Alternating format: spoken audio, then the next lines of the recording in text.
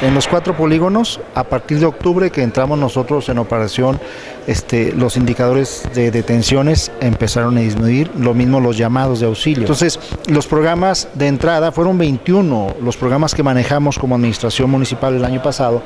Para este año, el programa está ahorita en concurso en la Ciudad de México con la Secretaría de Gobernación, quien coordina este programa a nivel federal, y en Durango el gobierno del estado es el representante para ello. Entonces, el gobierno del estado como municipio traemos propuestas de programas, se están discutiendo.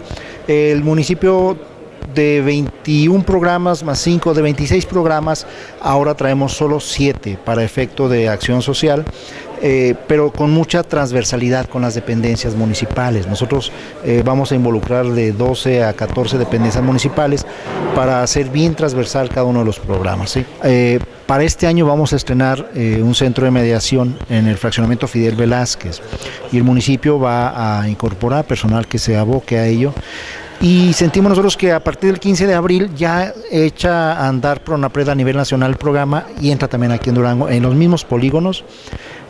Salimos con una excelente calificación Durango, al parecer solo Durango e Hidalgo son los estados que salieron mejor evaluados y eso nos asegura para el municipio alrededor de 34 millones de pesos para ejercicio de este año.